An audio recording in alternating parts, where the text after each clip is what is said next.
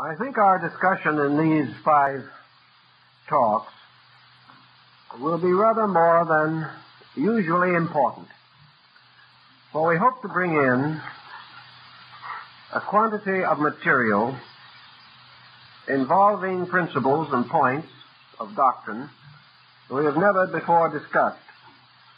And as a beginning, I would like to lay certain foundations. In the first place, however, we must bear in mind that it is very easy in an obscure area to fall into opinion or to interpret somewhat more broadly than the facts justify, especially if we work from some basic conviction of our own. Therefore, I'm not going to dogmatize any of these points, merely to bring out, where possible, the historical facts and certain almost inevitable conclusions. Each person, however, should weigh these almost inevitable remarks with the same criticism and judgment that they would use in evaluating any body of evidence or circumstantial record. I want to deal first with 2 very interesting and unusual centuries. That 200-year period from approximately 100 BC to 100 AD.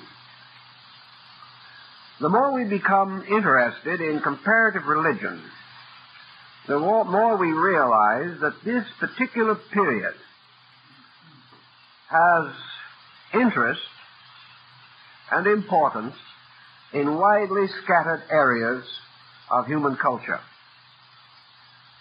Of course, in the midst of this period, the Western world received the impact of Christianity. But it must also be borne in mind that the Christian faith for the first 2 or 3 centuries was a minority doctrine developing within a very restricted geographical and cultural area. We cannot, therefore, assume that Christianity of itself was responsible for all the other changes in distant regions, far from the possible contact with early Christian activity. Nor can we more readily assume that far and distant areas moved in upon the Mediterranean region to completely change European culture. We must therefore move from a generality to be weighed and considered. We know that about 600 years before the beginning of the Christian era, a group of extraordinary religious and philosophical leaders arose within the space of 100 years. Many of these men were contemporaries, and each left an indelible mark upon the culture of his own time and the area in which he lived. China receives Confucius and Lao Tzu, who were contemporaries, although Lao Tzu was the elder man. During the very lifetime of these men, India received Buddha, another of the great teachers of the world. We have the suspicion that there was a marked renaissance of Persian culture about this time, perhaps under the last of the Zoroasters, who it is said Pythagoras of Samos was personally acquainted with. In Greece it was Pythagoras who established the foundations of the great age of philosophy, which may well be termed the golden age of Greek learning. Here were a variety of impulses bestowed almost simultaneously in different parts of the world. From this period, there moves a cycle of approximately 600 years. Let us say between 500 and 600. In each case, within its own area, these foundations, laid in the 6th century B.C., began to mature and evolve and develop systems of thought. We know what happened in Greece and how the Platonic philosophy rose definitely from the Pythagorean theory. We also realize that Pythagoreanism and Platonism became the dominant Mediterranean philosophies and attained this distinction between the 4th century B.C. and the 1st century B.C. We also realize that in China, the peculiar nature of Confucianism caused it to remain a very steady and comparatively unchanging structure. Confucianism was almost totally an ethical conviction, and it could scarcely be changed or outlawed any more than we could actually change the Golden Rule. Its very structure did not permit it to become much involved in any religious or abstract formula. But Taoism, the teaching of Lao Tzu, at about the beginning of the Christian era, moved from a philosophical to a theological foundation. And we find a tremendous expansion of Chinese metaphysics, coinciding closely with, say, the 1st century A.D. At about the same time, we find a tremendous internal change in the structure of Buddhism.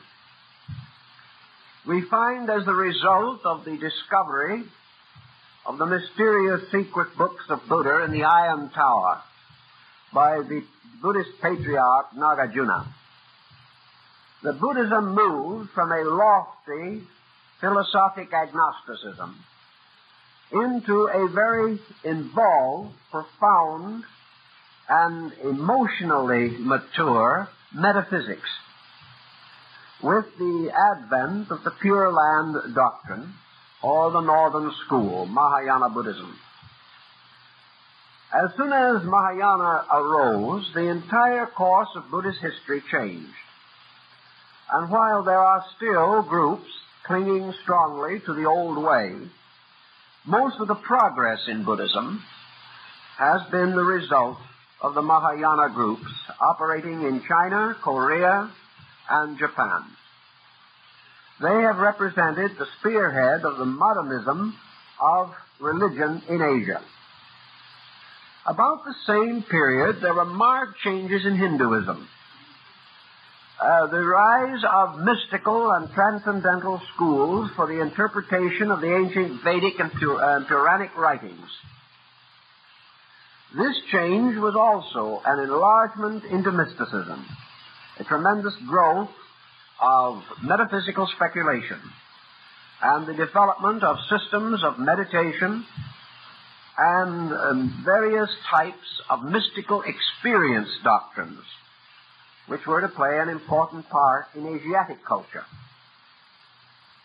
Even while Christianity was in its infancy, its direction was abruptly changed at almost the same time by the ministry of St. Paul. The Christianity of the four Gospels has gradually been absorbed into the Christology of the epistles. And St. Paul stands forth as the person who transformed the moral code of Jesus into a highly transcendental, universal doctrine of regeneration and redemption. Similar changes were occurring in Persian metaphysics, and we find the roots appearing also in Greek speculation. For about the beginning of the Christian era, the simple philosophic clarity of Plato's thinking became involved in the highly mystical speculations of the Neoplatonists and the Neo-Pythagoreans, seated in that melting pot of commerce and culture, the ancient North African city of Alexandria. Also in this same time, cross groups began to emerge, mingling Greek thought with thinking of Christianity, and producing such peculiar groups as the Gnostics and the followers of Manes, the Manichaean group. In all of these instances, one simple point stands out: the gradual transformation of older doctrines into highly mystical revelations. Revelations that had one essential purpose behind them, and that was to change the concept of the transcendence of deity to the concept of the immanence of deity. This is a very important philosophical point. The mysterious God of old, or the godlings of ancient times, living in their remote Olympian or Samurian heights, were a race of beings apart, inhabitants of heaven. But in this gradual change that took place, deity was transformed into an eternal power, everywhere present, always invisible, beyond definition, yet immediately available through certain transcendent achievements of human consciousness. We know that this change marked not only the shift in the psychological integration of the Mediterranean region, but that it swept across the world. There are even vestiges of this change occurring in the Western Hemisphere among the primitive peoples, perhaps not so primitive peoples, of Central America. We find a gradual tendency to associate the rise of religious mysticism among the Mayas at a time approximating the beginning of the Christian era. This phenomenon was so remarkable that Lord Kingsborough, one of the greatest 19th century authorities on Central American culture, felt that it was almost certain that the mysterious deity Quetzalcoatl, the feathered serpent, who came so strangely to Mexico, must have been one of the original apostles. In other words, there seemed no other way of explaining this, because there was no common communication between these peoples. Yet at almost one time, they all came to an almost identical conclusion, changed their entire religious course, and transformed the structure of religion from its archaic form to the type of religious understanding which we share and enjoy today. Now, this obviously opens a very large area of speculation. There are many possible explanations, some rather impossible, which have still held a measure of favor. One broadly accepted doctrine relating to this, or explanation for the circumstances, is the idea of coincidental emergence. We have parallels of this in simpler ways. We frequently hear, for example, of an invention that has been offered to the world. And it is not uncommon that the same invention shall appear in different places at the same time. Several persons coming to almost identical conclusions and at almost the identical moment. Therefore, the coincidence concept is not quite as loose as might first appear, for it is based upon the assumption that time is measured by a series of events, and that whenever a culture or a group of persons or a civilization passes through certain experiences, there are corresponding innovations in that culture, changes in its doctrines and beliefs. Perhaps the interval of 600 years between the advent of the great teachers and the beginning of the Christian era brought several nations or several culture groups to almost the same psychological platform. And there was no direction in which they could go except that direction which is most natural and common to human nature. Another explanation, which requires perhaps a little more investigation, is the concept that these changes were tied together. That actually there was greater commerce between these ancient cultures than we at this time assume to have existed. That it is quite possible that by the beginning of the Christian era, a degree of world thought had been established, particularly along the caravan routes. And it is interesting that most of these innovations rose in regions along the caravan lines between Europe and Asia. Therefore, it is conceivable that Asiatics did visit Western centers of learning. It is also quite possible that more Europeans visited Asia than we now realize. We know that Pythagoras was able in the 6th century B.C. to reach India. We know that the armies of Alexander the Great penetrated Asia. We do not know just how largely these motions contributed to world ideas. But one thing we can generally regard as undeniable, that the world of cultured, civilized nations came to about the same ideas at almost the same time. Of course, to the devout transcendentalist or metaphysician, there is no problem at all. All these things are handled by invisible forces beyond human comprehension. We do not deny such a possibility, but we also like to see, if possible, some more simple and explainable procedure. These transcendental solutions belong to the divine emergencies, and I would rather see first if we cannot find some common ground for assuming that these changes were made by at least partially natural means. And I think we can rather well establish this. Now, you may wonder why all this has a bearing upon the Cabala and the doctrines of the early Jewish peoples.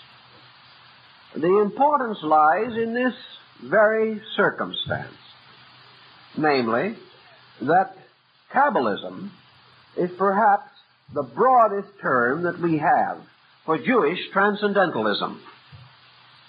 Kabbalism is to the old Orthodox Jewish belief almost in the same relationship as Mahayana Buddhism to primitive Buddhism in India, or the theological Taoism to the primitive absolutism of Lao Tzu. In each instance, we see the arising of a new point of view. And in the case of the Kabbalists, this presents a semi-Western face for our examination. It is a rather compact package. It involves a limited group of persons, yet it is wonderfully symbolical of the entire world procedure. Not only are we concerned with these extraordinary coincidences and the timing, but we are also somewhat concerned with the internal symbolism of the various revelations that arose in a half a dozen areas of world culture at the same time. In the symbolism, we also seem to sense a relatedness. The symbolism would almost suggest that a number of people had read the same book, or had become aware of the same basic facts, or had attained to the same basic conviction, and had then unfolded this illumination in terms familiar to their own people, or in terms at least partly acceptable to the entrenched traditionalism of the areas in which they existed. Well, we must realize that all of these groups were opposed as they rose. They all passed through certain persecutions. They created resentments. They were declared to be heretical by someone.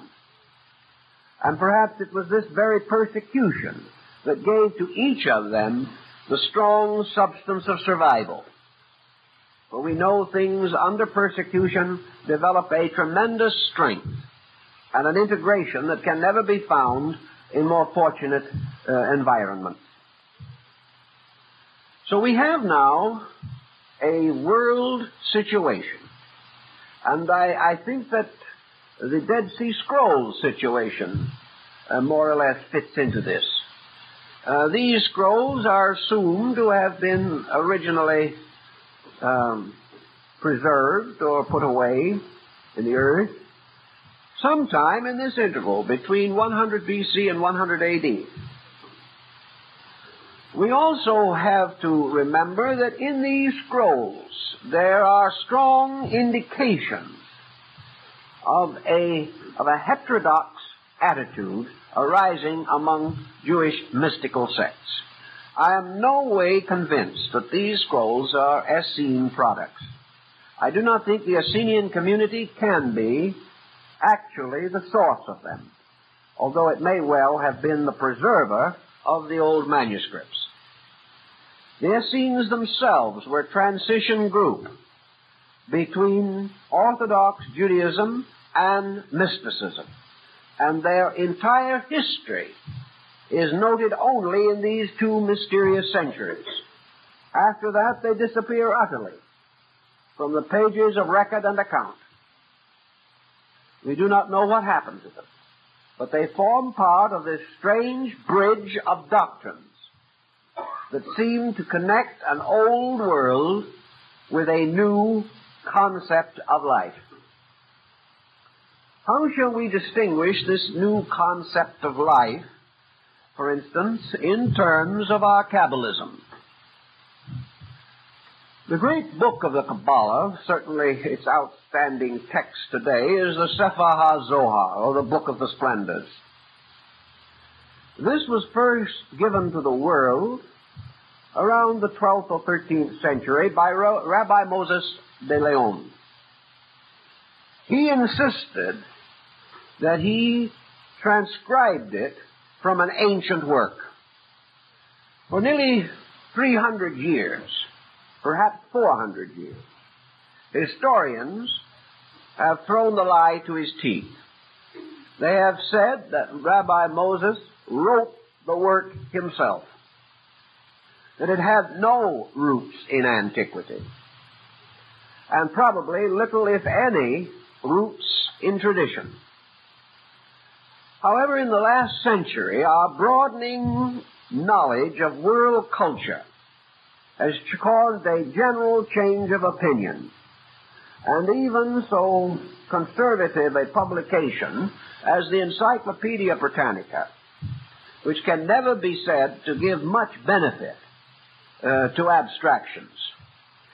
Their article on the Cabala states as the modern point of view that it is very probable that Rabbi Moses of Leon either was in possession of an earlier manuscript or was in possession of a valid oral tradition, and that in all probabilities he was perfectly honest and perfectly sincere and entirely truthful in attributing the Zohar to a very much earlier date than the medieval scholars had admitted. According to Rabbi Moses, This work was actually written about the beginning of the Christian era, just at this particularly critical time during the reign of the Roman Emperor Vespasian. Persecuted by the Romans and by the more traditionally bound members of the Sanhedrin, Rabbi Simeon ben Yochai retired to a cave with his son. And in this cave he was visited by one of the angelic host. And through this angelic visitor and the intercession of the early prophets, he is said to have recorded the Book of the Splendors, the Sefer HaZohar. We have at this time no reason to doubt that this book is a genuine midrash of Rabbi Simeon. That is, it was a work prepared by him, or at least committed to memory as the result of instruction which he gave. This particular work changed the entire complexion of Jewish thought. It belongs just as certainly to this transition period as the wonderful books found by Nagarjuna in the Iron Tower in India at almost exactly the same date.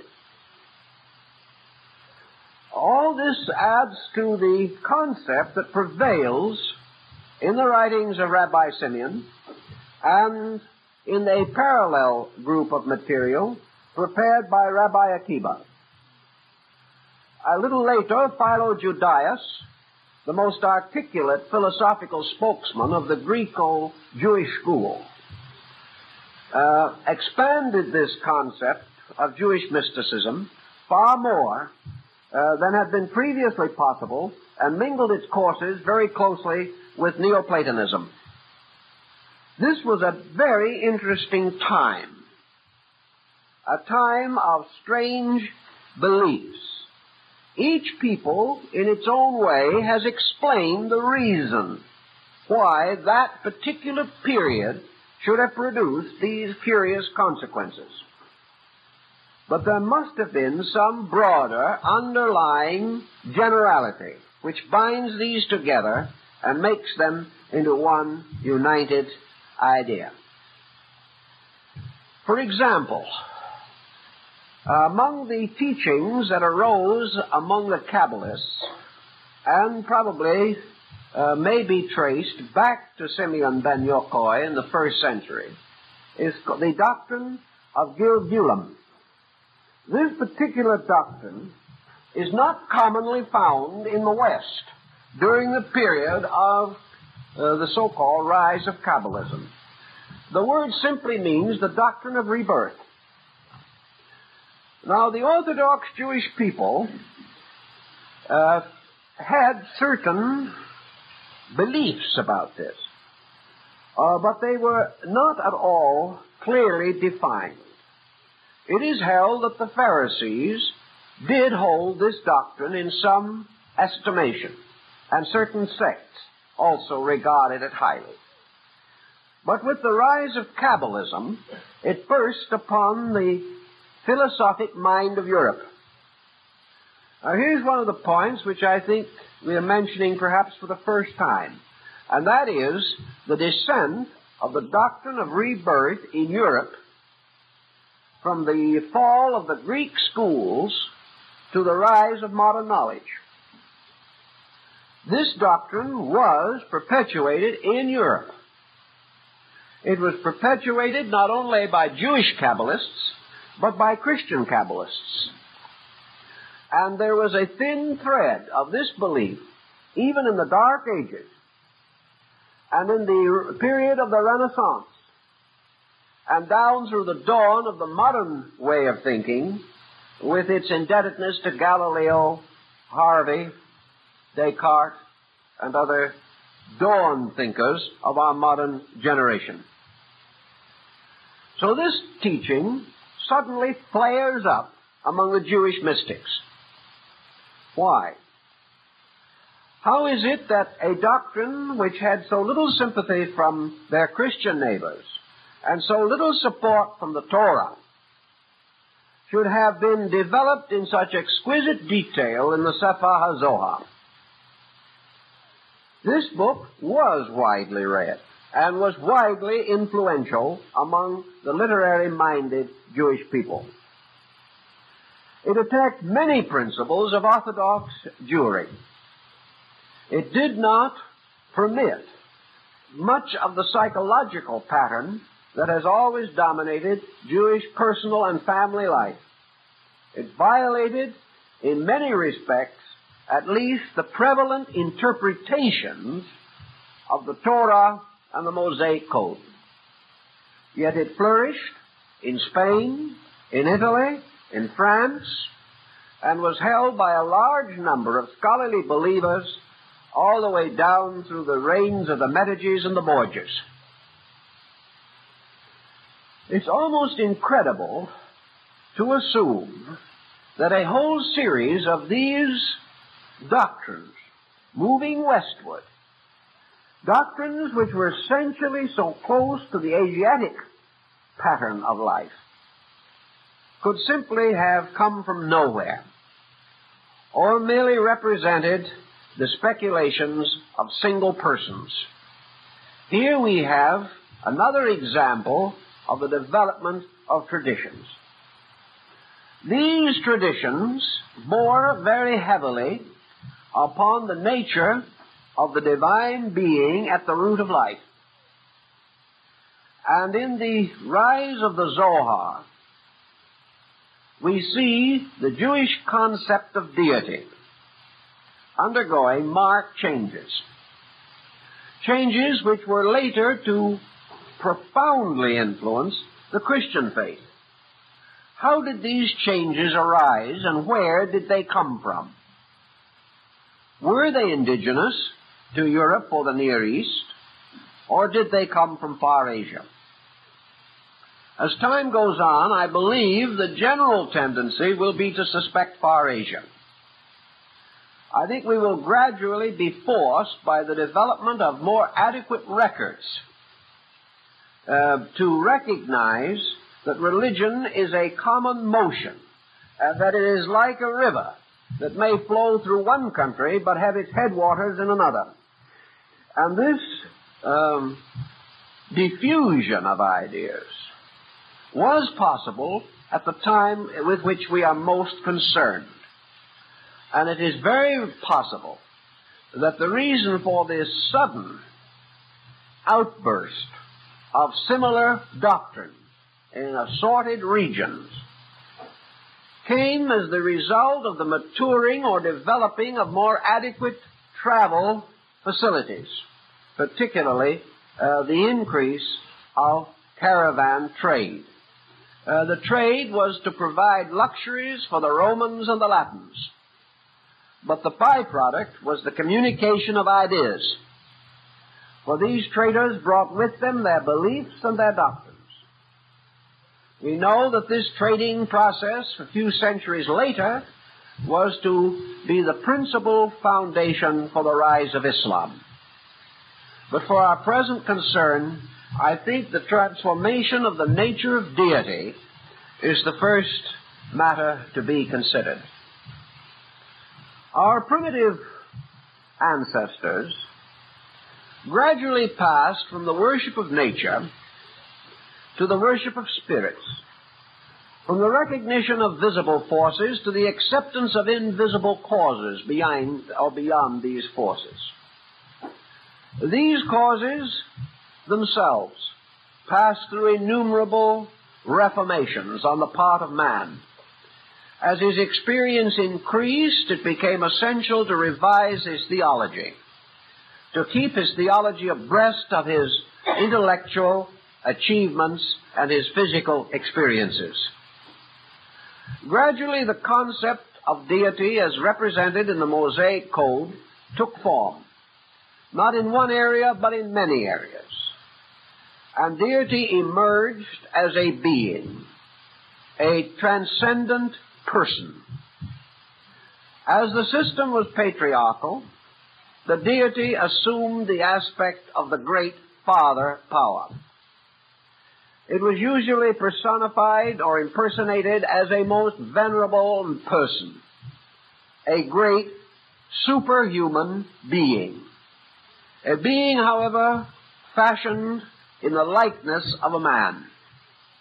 A being like the mysterious and noble figure casting from his hands the sun and moon, as represented on the ceiling of the Sistine Chapel in Rome. This being was the great patriarch, and was compounded out of the elders, the heroes of long ago, the fathers of tribes, the venerated sages and scholars, the great priests and saints of long ago. All of these contributed their parts to the creation of the God image. And this God image was great of power, universal of authority, but subject, like the creatures that fashioned it, to the whimsies of disposition and temperament, subject naturally to favoritism in bringing particular advantage and security to its chosen people. This God image was remote, like perhaps the great golden figure of Zeus at Olympus. It was power, but it was a power inscrutable, a power with which man could have very little intimate understanding association. It was a power that ran all things according to its own will. And in this power, men were but pawns in a great game. The gods could sweep away men merely by the will to do so. And these gods lived in a heaven world or region far from the abode of men, even though, like ancient Odin, they occasionally seated themselves upon the throne of all-seeing and looked out upon the world to see that it was still in order. We find this kind of deity not only arising in the Near East, but having already arisen in other ancient regions as Egypt, India, and China. We find roots of it in the nature worship of Japan, Shinto. We see, therefore, God as the ancestor. We see God as the ancient one. And we also lived in a world ruled by certain inscrutable laws and processes, an eye for an eye and a tooth for a tooth. This God was a God of justice and of vengeance. This was the deity whom men did not dare to offend. They could respect, they could fall in awe before the thought or image of this God, but they could not meet it with personal affection. It was too distant and too far, too high, too remote, to have any immediate part in the workings of the world. This concept also had another frailty about it, which men, as they grew wiser, began to contemplate. There was a weakness in this God. For this deity, living alone in an inscrutable internal remoteness, was assumed to be the parent of creation. In the first place, man was unable to explain how or even why God should create. There seemed to be no particular reason for it, and the more men studied the creation, particularly other men, the more doubt they had in the divine wisdom in creating man in the first place. There were many legends that deity so repented of this optimistic moment that he swept away his creation time and time again. This problem also caused the great question to arise: from what was creation fashioned? Did creation actually emerge as a result of a divine fiat spoken in space by some vast shadowy being, like that portrayed by Gustave Doré in some of his wonderful paintings. Was creation from something or nothing? From what did the eternal Creator fashion his world? Was the world created, or had it always existed? Was deity merely one of a body of immortal beings that, like existence itself, had no beginning and no end? The problem of trying to rationalize the fashioning of a world by this strange and mysterious power confused and confounded the ablest thinkers of old time. They could figure nothing more than a symbolical answer, like the tossing off of the sun in front and the moon behind. This, however, did not fully satisfy the rising realization of the principles of astronomy. There had to be some other explanation. This explanation needed also a warmth in it. And if we look back on primitive religion, we see that there was an astonishing lack of real warmth.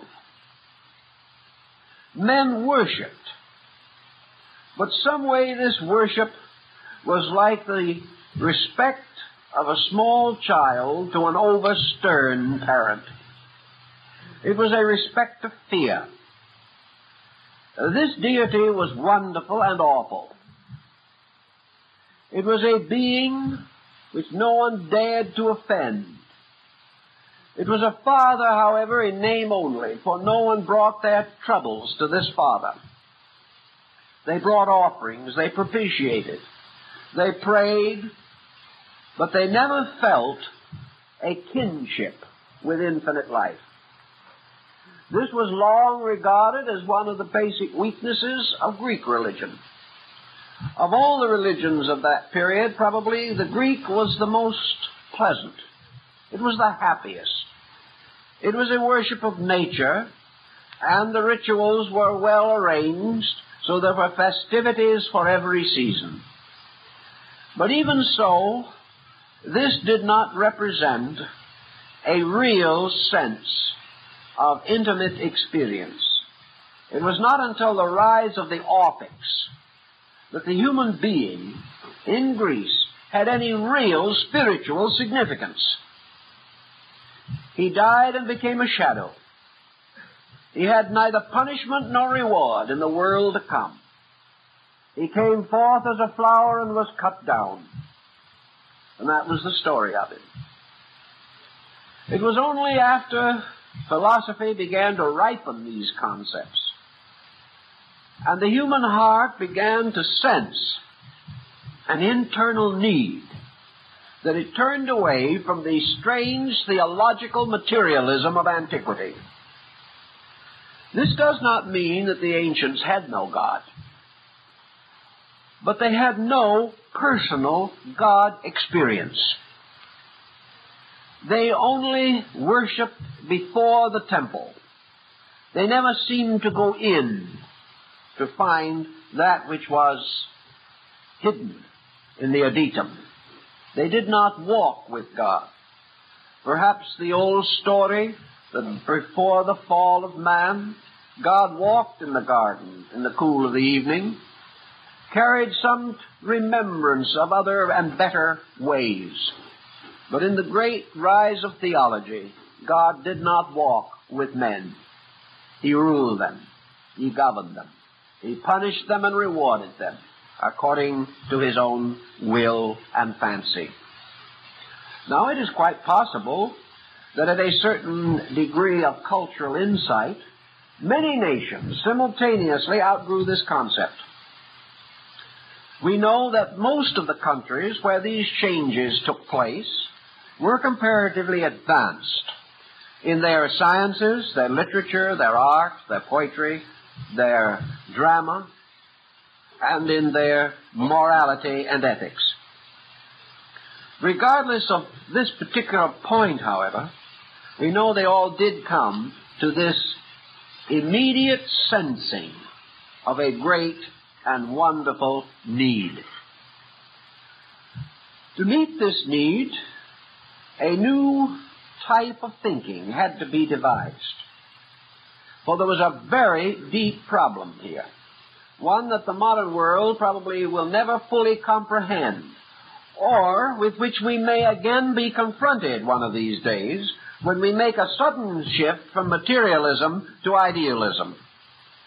If we produce a culture which remains materialistic for several centuries, and then this culture, out of emergency within itself, seeks to reestablish its own spiritual foundations, we may know something of what these peoples went through 2,000 years ago, because it required a tremendous shift of perspective. One of the important phases of this shift was the relationship between the individual and his own personal responsibilities. In the ancient world, the gods bestowed or withheld. Their ways were not only inscrutable, but as far as man was concerned, unreasonable. There seemed to be no particular way of explaining why the unjust seemed to flourish and the just to suffer. There seemed to be no reasonable explanation for the disasters and tragedies of human existence. Therefore, it seemed reasonable to assume that a deity, perhaps with insight beyond our own, was the administrator of all this wonderful complexity. But about the beginning of the Christian era, there came into existence the tremendous sense of personal responsibility for destiny. It shines out at us through all of these different systems. Man's fate moves slowly into man's own keeping.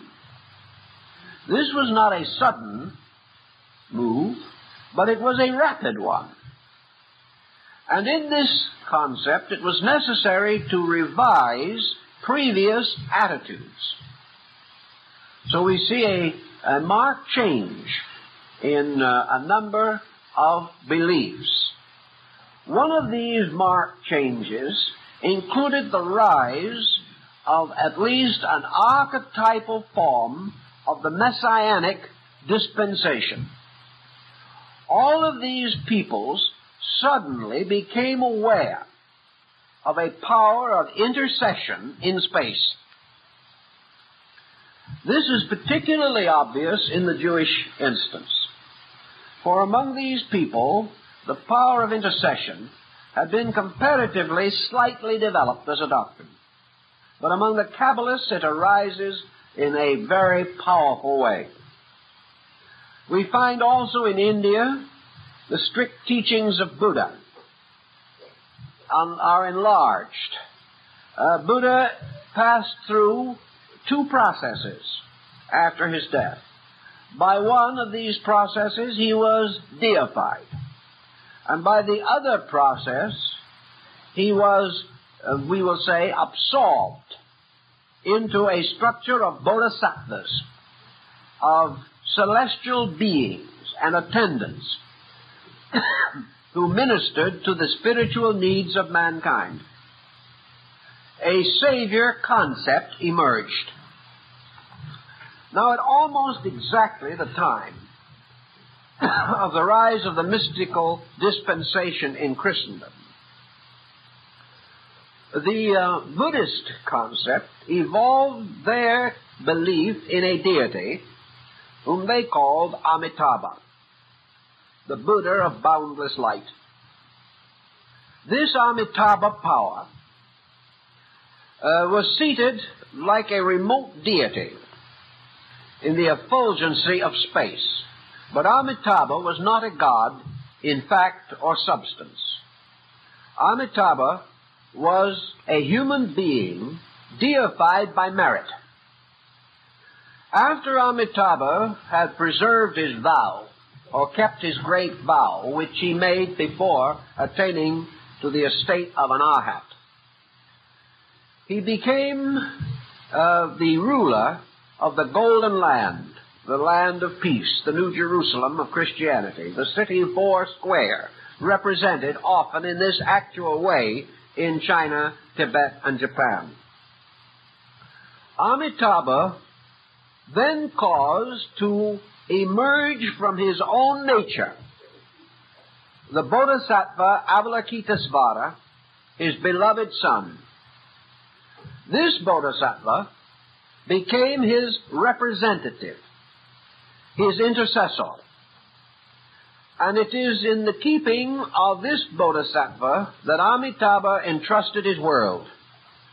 And it was the duty and responsibility of Avalokitesvara to bring all souls to salvation through the grace of his own nature.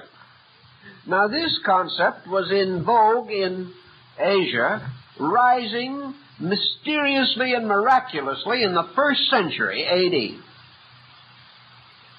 Avalokitesvara later becomes a male-female being, and in China and Japan is often disassociated entirely from its masculine attributes to become Kuan Yin or Kannon, a purely feminine representation, now depicted carrying a small child in her arms. And this particular circumstance so disconcerted the first Christian missionaries in the area that they were convinced that in some way these people were perverting the idea of the Virgin Mary. But here we have this concept arising on the opposite side of the world. We have a similar concept gradually unfolding into the later religion of the Egyptians, where a comparatively unimportant local deity, Osiris, finally became the principal deity of Egypt, and then became the father of his own mysteriously, immaculately conceived son, Horus, who in turn becomes the savior of the world. The story of Horus is almost identically, in function, the story of Avalokitesvara. We find also in many other systems either personified beings representing salvation, as in the emergence of the Persian Mithras, but we also find the rise of doctrines of salvation revealed by beings who so loved mankind that they opened the royal roads of revelation. The whole picture fits together in a strange and interesting manner. Now, in the beginning of Amidaism, as it is called in Japan, or the doctrine of Amitabha, we have the meaning. The Amitabha exists in two forms in Chinese Tibetan philosophy. One is Amitabha, the Buddha of boundless light. The other is Amitayas, the Buddha of boundless life. These two are reflexes of each other, and in the Tibetan art are regarded as aspects of one being. And the Word was light, and the light was the life of men. And the light shines in the darkness, and the darkness comprehendeth it not. This is practically a Christian statement of Buddhist philosophy. Now, how did the doctrine get across? Or, let us go to the Cabala now. The Kabbalists no longer accepted the mysterious name of deity that is concealed under the acrostic of the Tetragrammaton, or the great name of 4 letters, which we have translated Jehovah. They declared that the mysterious power at the root of life, the Ancient of Days, that power which is eternal and immovable, is of a triadic nature, represented by 3 words: Ain, boundlessness.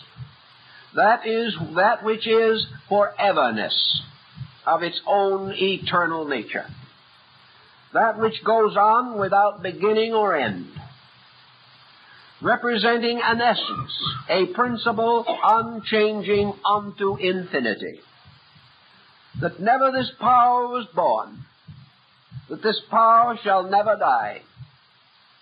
But very much like the effort made by Aristotle to establish the causelessness of first cause, simply represents the fact that causation is itself eternal.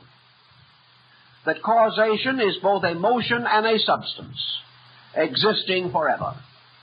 This is almost identically the statement of Lao Tzu in describing the nature of Tao. And this was the same doctrine which at the beginning of the first century took over in China, at about the same period that we find it rising in North Africa, the Near East, and Southern Europe. Out of the nature of Ein comes Ein Sof. And Ein Sof is the boundless life. And out of the boundless life comes Ein Sofer in the ancient Cabala. And that is the boundless light. So being, life, and light constitute the basic triad of the Cabala. Being, life, and light constitute the basic triad of Mahayana Buddhism. There is no essential difference. There is only such difference as would be inevitably the result of translation from one language to another.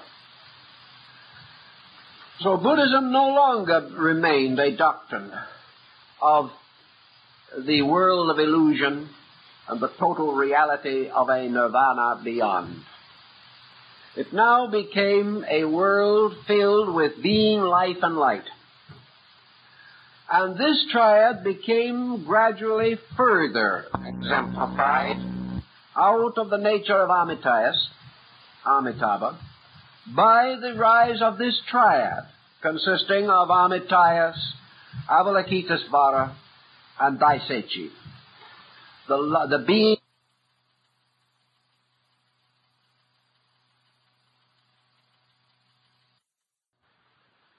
This being consists of essence, of a supersubstantiality, a changelessness. And this being exists in the innermost and the furthermost. It is diffused beyond dimension. It is called azoic, in that it has no place nor placelessness.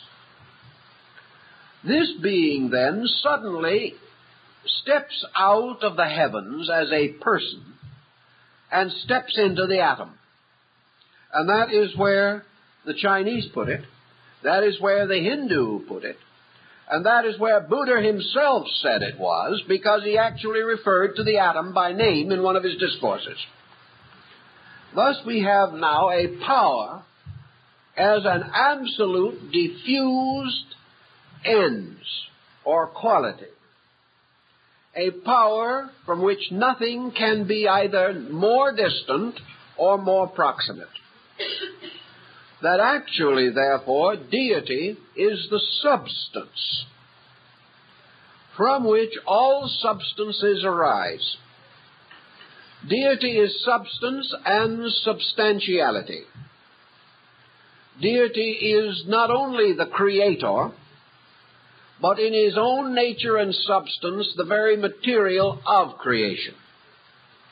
Therefore, God truly creates all things within his own likeness.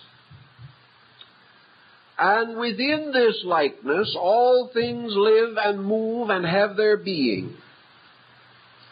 You can see quickly how this would shift the perspective from transcendence to immanence. For instead of deity being here or there, which was, of course, one of the great problems of Omar Khayyam, deity is always everywhere. The Hindus gradually developed the concept in relation to Brahma, who ceased to be a 3- or 4-headed deity seated on a lotus, and became the symbol of the all-pervading presence of universal substance. Now, when we refer to substance, in this case, we do not mean matter.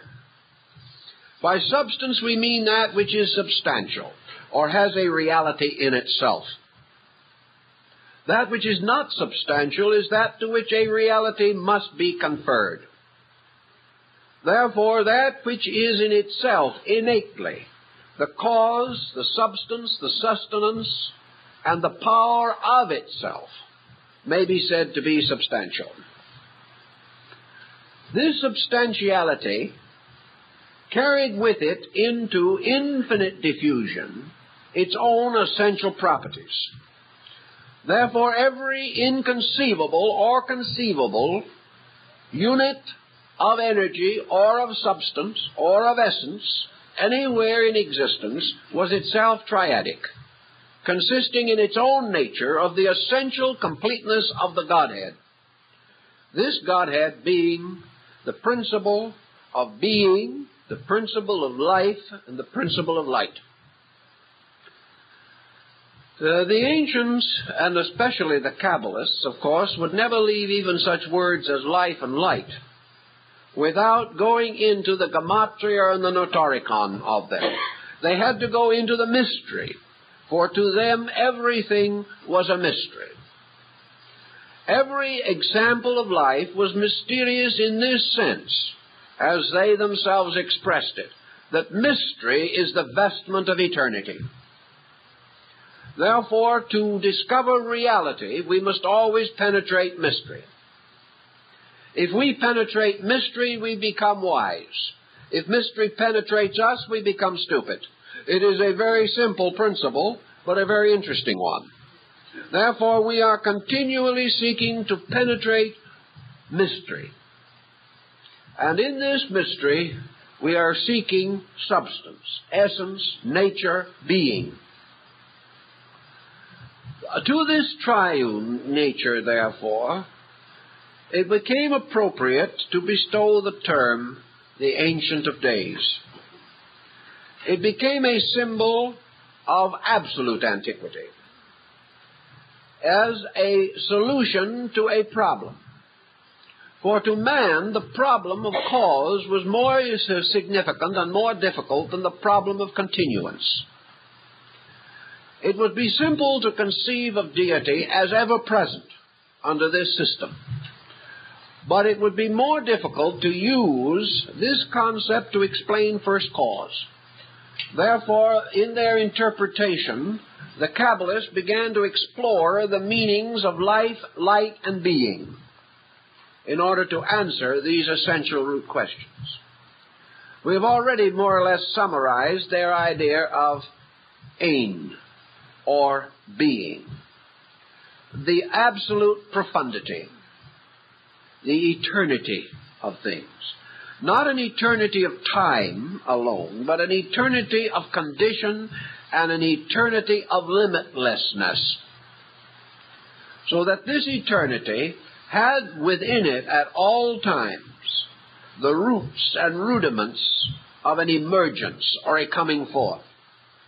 Thus the Pythagoreans gradually developed the concept of being as seminal or full of seed, like the mysterious statue of Serapis in Alexandria, the body of which was covered with growing plants. Life to these people meant the emergence of active, creative processes. Things become alive when they move, when they bear fruit, when they continue. The first manifestation of life is involved with continuance. Therefore, absolute life is absolute continuance, which again relates to essence or total immortality. Life, therefore, is manifested as a continuing unfoldment of the divine nature within itself, from itself, and by means of its own power. Light to these ancient peoples carried more than the illumination of the sun, or the separation between day and night. Light to them was the light of internal comprehension, Therefore, into this mystery of creatures was introduced the element of comprehension, so that these creatures could know, could be aware, could ultimately become conscious. And the end of light was that it should reveal the nature of the creating power. For the final purpose of light was that it should reveal truth. And truth in this system is nothing more than the total statement of the reality of being.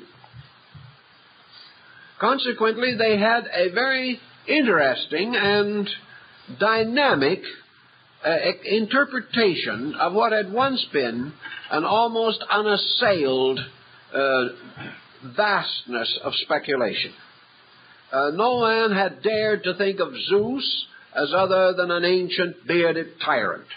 But now came this new concept, the concept of the God of the Cabala, as appropriately represented as paternal, because of the absolute paternity of being. But this paternity now manifested through an absolute involvement in creation. In this way, it was possible to bridge the mysterious interval between God and man. It brought God and man together somewhere. And it also brought creation and creator into the power of creating, which was their common meeting place.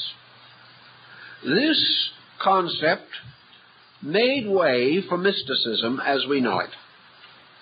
It made way for the possibility of the God experience in man. For if God dwelt in man as an essence, embodying or containing life and light, then this essential being could be, under some condition, knowable by man. Now, the problem of knowability recognized this important special phase, namely that to know a thing, one must be that thing which is known. And man's power to know God resides in the beingness of God in man. Man is therefore truly an expression, interpretation, revelation, not of himself, but of deity. And all things are merely deity unfolding its own eternity. We find traces of Neoplatonism here. We find traces of Buddhism, of Hinduism. We find a whole variety of ancient beliefs moving in and forming a unit within this rising Kabbalistic concept of existence.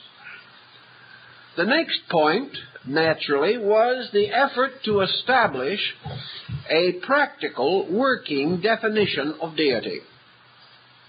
The Kabbalists evaded this, as nearly all other mystics have, on the ground of incomprehensibility.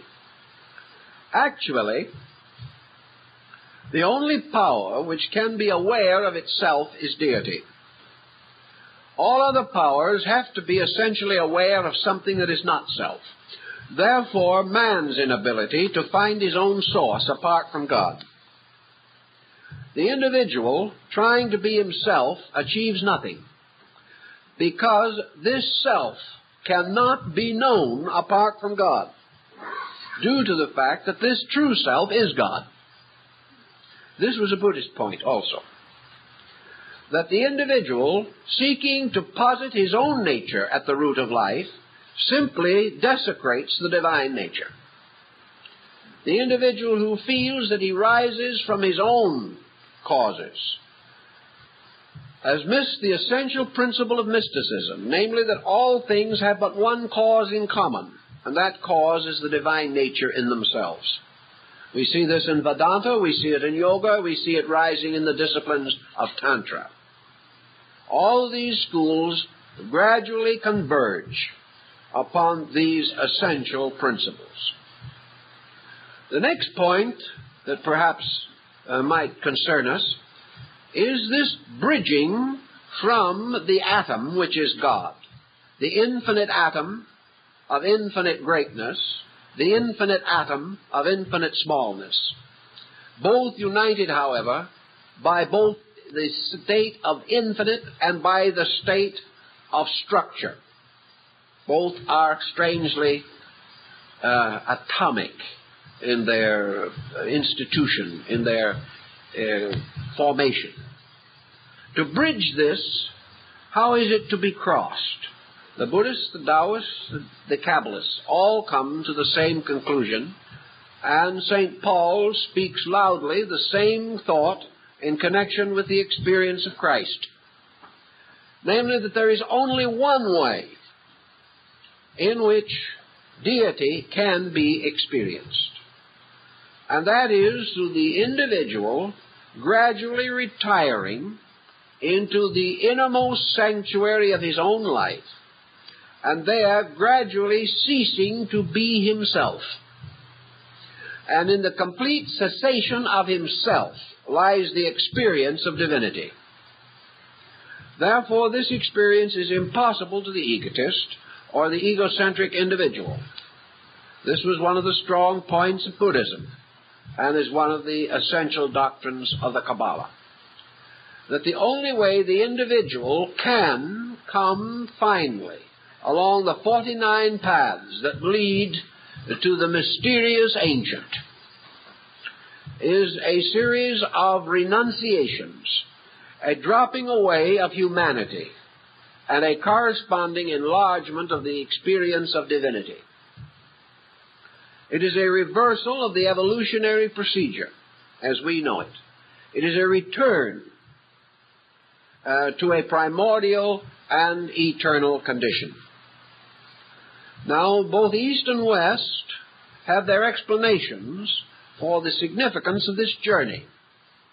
Some may say that as long as man has emerged from the divine nature, that man might as well continue to emerge and might go on and on and on to infinite individuality.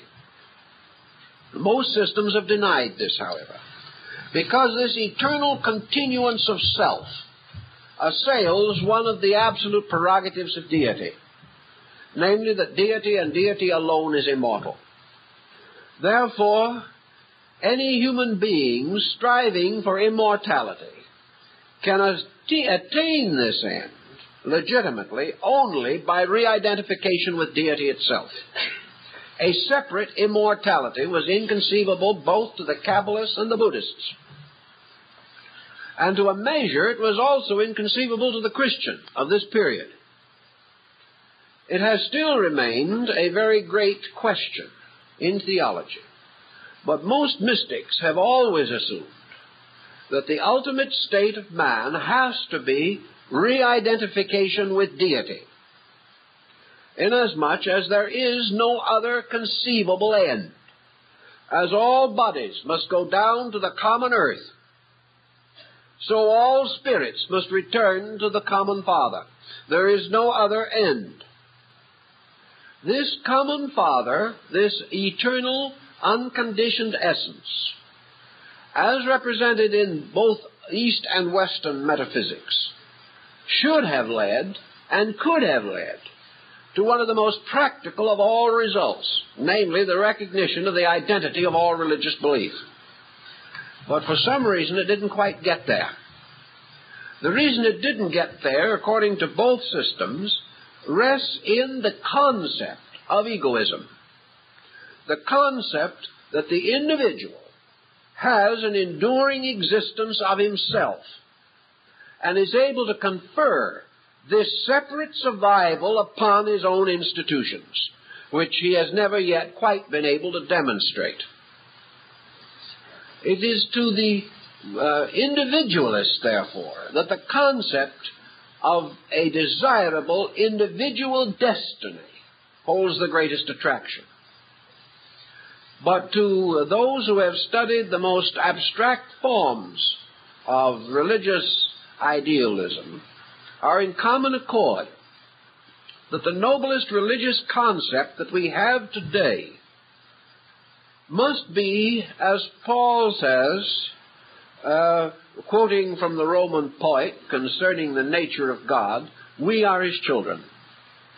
That it is like the parable of the prodigal son returning to his father's house, that in the end all things return to the earth or to God.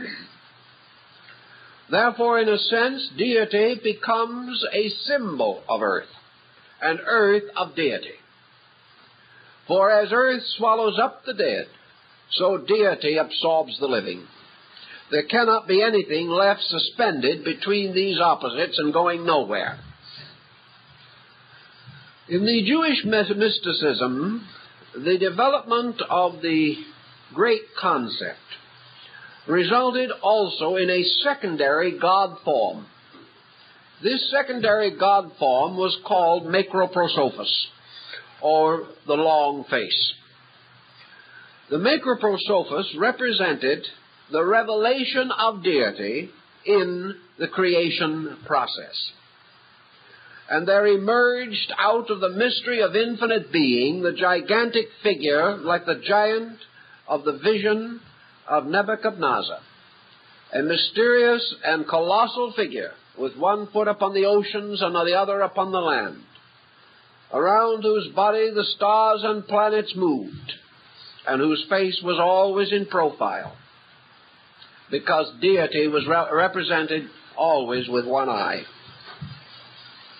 This mysterious macroprosophos, or the long face, was the clothed God, no longer clothed as an old gentleman, even with the most ecclesiastical habiliments, but clothed in creation. God as creation, God as cosmos, as an infinite diversity of universes and solar systems, as made up of a great cluster of stars, holding in its hand the jewel of the universal cosmic galaxy. The vestments of this being were like the radiant fringe of the Milky Way, and it was surrounded by angels full of eyes, which were the stars, and its vehicle was the Merkava of Ezekiel, the chariot of righteousness. And in the midst of this great machinery of the universe sat the Ancient of the most ancients, the power at the root of all things, unchangeable and in its own visage unknowable. We now have Ein Sof, and Ein Sofer revealed through the great face with its threefold forked beard. The hairs of the beard being the streamers of energy moving from the three powers of the deity. These are the mysterious lines of energy that are also seen moving from the heads and hands and hearts of Eastern deities. This macroprosophos, or the long face, rises above the horizon of infinites, like a sun rising from darkness. And because this horizon of infinites resembles more than anything else a great ocean, it is represented as a mirror. And as the face rises above, the reflection of the face inverted appears in the ocean beneath. And therefore we have the two great faces, one looking down, one looking up from the shadows below. These two faces therefore represent the aspects of creation. Creation being a divine power moving, and a great natural area moved. And the spirits of Elohim moved upon the face of the waters. And the firmaments were divided. And the heaven which was above the earth was divided from the heaven which was beneath the earth. And the universe was therefore divided between the aspects of the two great faces, the one the reality and the other the illusion. For the inverted face was illusion. And the inverted face had no substance, because it was reflected from the great rising visage coming over the horizon of eternity.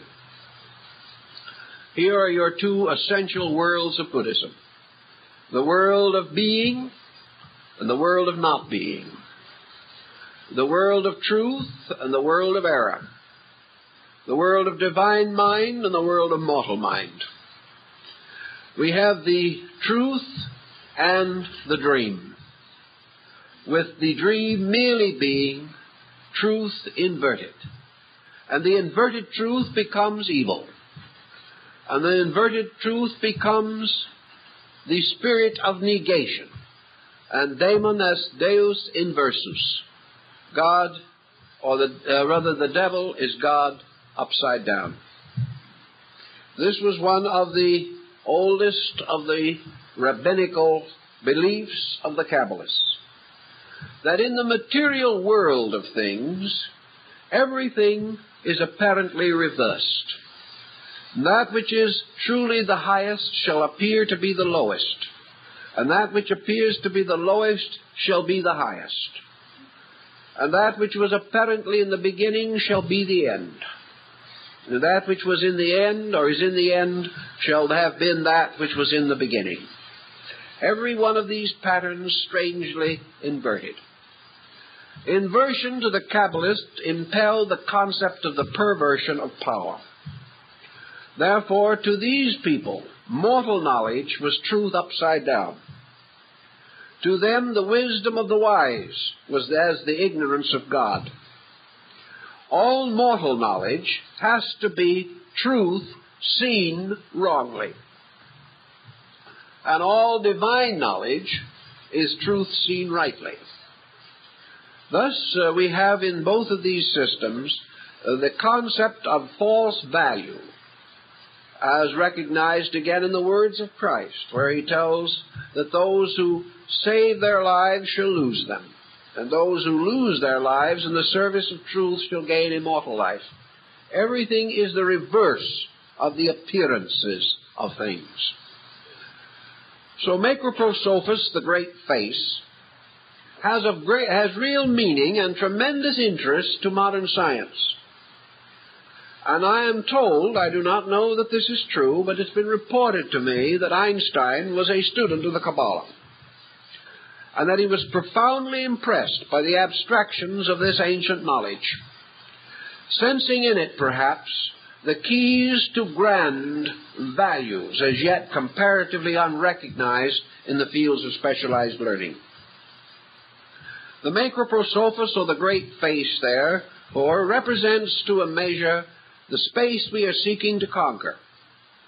It represents all of the greats outside spaces. For if we put all eternity together, it forms the features of a divine face gazing down upon us, or gazing at us from the infinite and the remote. Now, the ancient Kabbalists devised another term, Microprosophus, or the small face. Now, the little face has its relationship to man in the same measure that the great face has to the universe. The little face rises in the sunrise of the soul in the human heart. As it rises, it casts also its reflection upon the illusionary parts of man's nature, so that man, watching the sunrise of truth within his own nature, at the same time experiences the birth of error, again the inversion of the fact. And in this inversion comes also the perversion of purposes and principles. Buddha said, of course, that the primary perversion was the attempt to achieve externally in this world a degree of security that can only be attained internally. That man, therefore, seeking to perfect his outer world, was a slave of illusion, for that the primary purpose was the perfection of the inner world. Was it the intention of deity that man should perfect his outer life, then his outer life would by its own nature be stable, which is not the case. And the individual, having given 60 or 70 or 80 years to the advancement of his physical estate, finds that nature steps in and takes him away. Therefore, it becomes uncertain that the perfection of this state is his primary project. That this represents, to a measure, the inverted face, the face of things not in themselves true, but having a likeness of truth. This likeness being the most dangerous of errors, a falseness masquerading under a reasonable or attractive guise. Thus, as the sunrise of Macroprosophus, or the great face, brought forth the mystery of the worlds, so the rising sun of Microprosophus brings forth the child from the womb, establishes the soul in man, and causes it to be appropriate, therefore, for the universe of the human body, or the composite man, to be called a microcosm, and the universe of the great face to be called a macrocosm. Terms very common in medieval thinking, but less frequently found among modern scholars. The next situation that suggests a little thinking would therefore have to do with this entrance of a mystical factor, which is to bridge the interval between God and man. In Christianity, this interval is indicated or suggested by St. Paul under the idea of the practice of charitas, or love. Love, beauty, unselfishness, all of the most noble of human emotions, were recognized as bridges by means of which man could approach the reality in his own nature. This reality was not primarily intellectual, either in the Cabala or in any of the other systems. This reality had to be experienced, and an experience is that of the senses or of the emotions rather than of the intellect. The mind can attain to certain distinctions, but it cannot achieve the direct experience which is reserved for what the ancients regarded as sacred love, or that love which is permitted by religion, that love which is without corruption, selfishness, or decadence within its own nature. So in this mystery of compassion or love, the ancients everywhere established their mediator between heaven and earth, between God and man. And in the Kabbalistic system, this principle is also present. And in one of the later discussions we will go into it, but all we want to express now is the fact that in the Cabala, an instrument or a vehicle was set up whereby the soul of the righteous might find God. This vehicle, or the chariot of righteousness, had its grounding or its foundation in very deep metaphysical principles.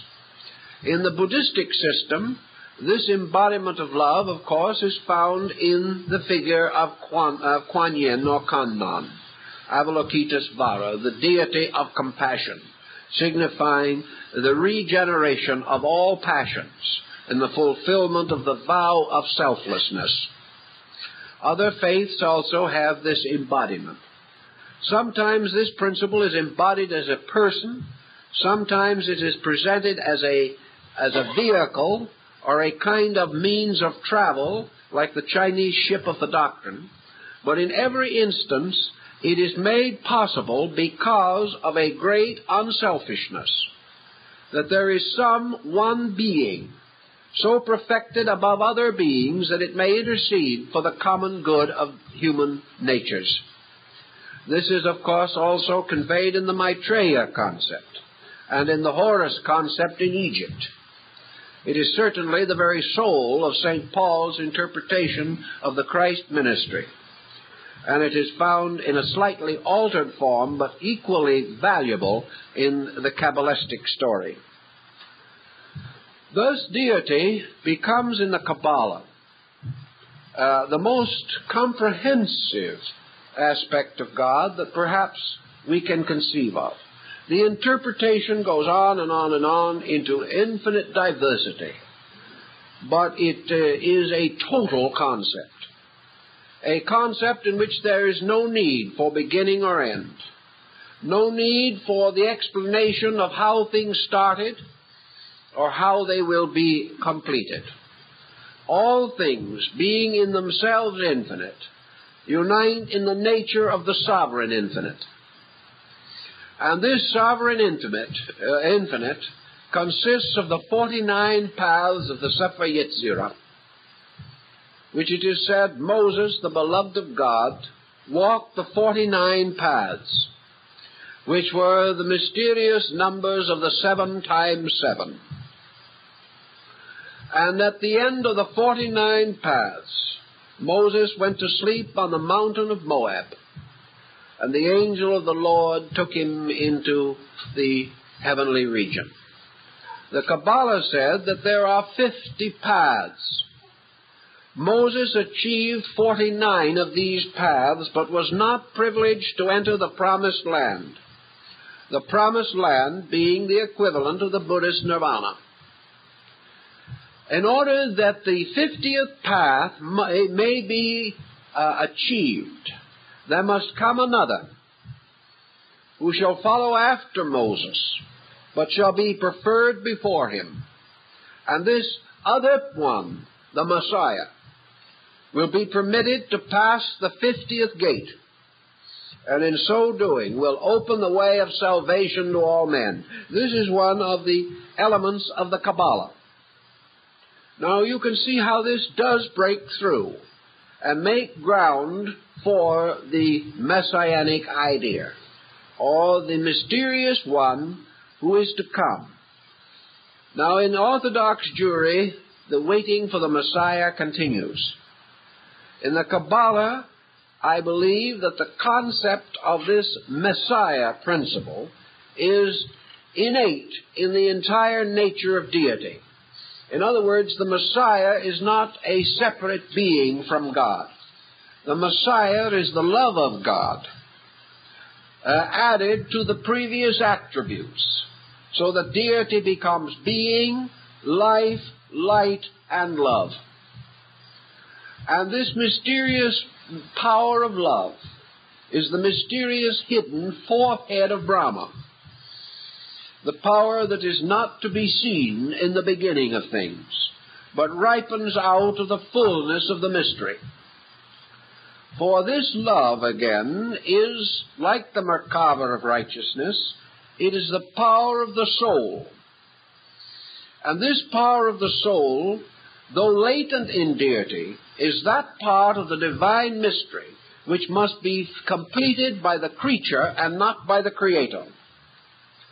Therefore, in the process of enfolding life, in the process of growth, man experiences the rise of a new relationship with life. And as he matures, love is born as a soul in him.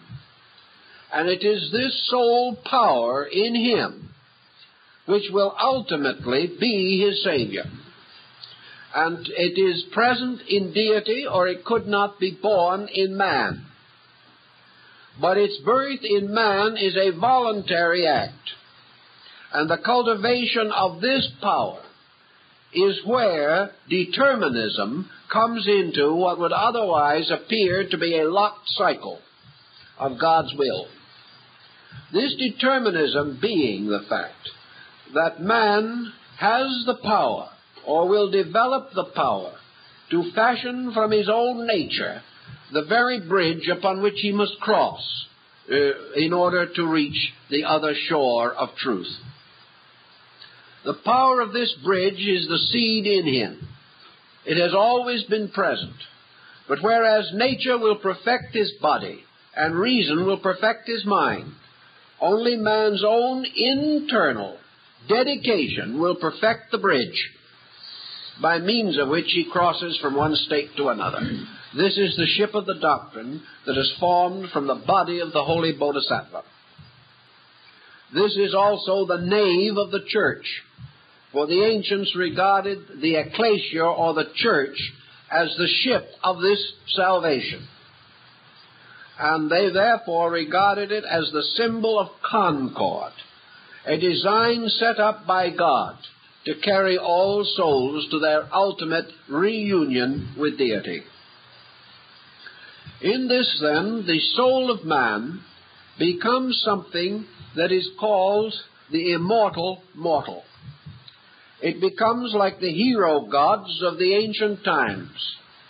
For this soul is something that has a birth in time, but a continuance in eternity. This is the only thing which is born but does not die. There is a belief, of course, that in a mysterious way it does die, but the soul power of it does endure and does continue. The identification by the Christian Kabbalists of the soul principle with the crucifixion of Christ is, I think, also worth noting, because in this case, Christ, representing the power of the soul, does die for the sin of the world, but is restored or resurrected in due time. This concept of soul, therefore, forming a bridge, permits another aspect to arise, namely the shadow bridge, or the bridge of the inverted face. For the soul, if perverted, becomes the angel of self-destruction. And the perverted soul becomes the bridge to Gehenna, the symbol of the bridge to limbo or destruction. Thus, upon our affections or our loves, according to the ancient peoples, we build the power to conceive the nature of God. And that which does not love cannot know God. And that which does not love its fellow man which it hath seen, how can it love its Father in heaven whom it hath not seen?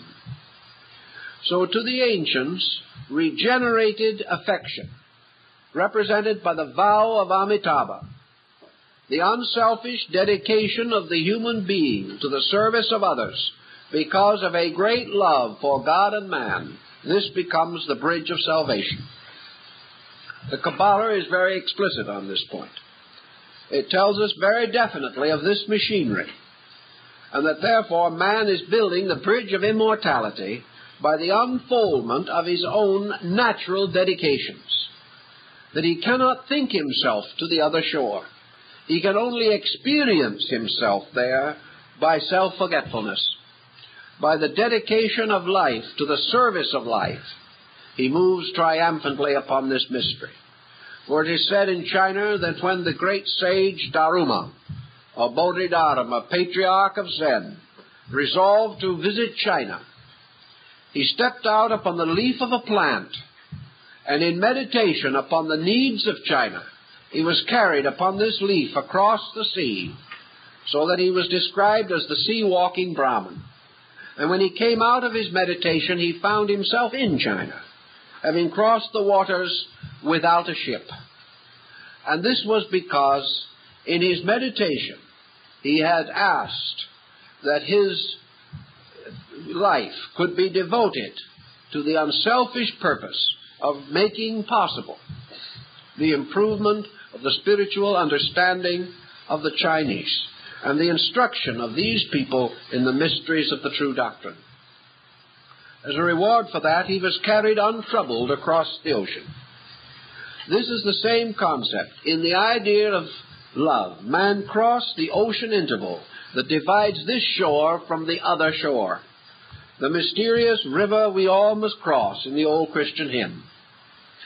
So in the Cabala, this growing, unfolding soul power of man becomes the mysterious Merkava of righteousness. It is therefore the dedicated conduct of the person that forms within itself the immortal mortal. And it is this immortal mortal that guides the traveler through the mysterious underworld of the mysteries of Greece and Rome to the final presence of the Hierophant, the Lord of the mysteries. It is the same concept again as the figure standing in the midst of the candlesticks of Revelation. And the entire symbolism of Revelation has to do with this mysterious journey from worldliness to godliness across the mysterious ocean of doubts. It is another wandering in the mystery lands of Dante's Inferno, the journey from ignorance to truth, carried or led by Virgil, and in this case, Virgil representing the human soul, for Virgil was the poet, not the philosopher. He was the mystic, not the intellectual.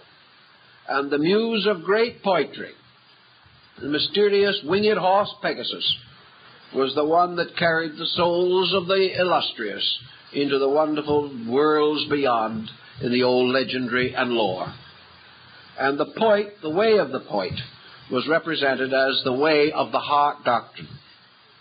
So the Heart Doctrine is found in all of these philosophies and principles. And it is by means of the Heart Doctrine that the child returns to the parent, and man comes again into the mysterious experience of the presence of the Great One, whose face is veiled with 10,000 veils, as it was seen by Moses upon the blazing crest of the mountain. All of these principles were involved in Kabbalistic speculation, and I think they have considerable meaning to us right now, and we hope you'll think so too as we go on with this next week. Thank you very much.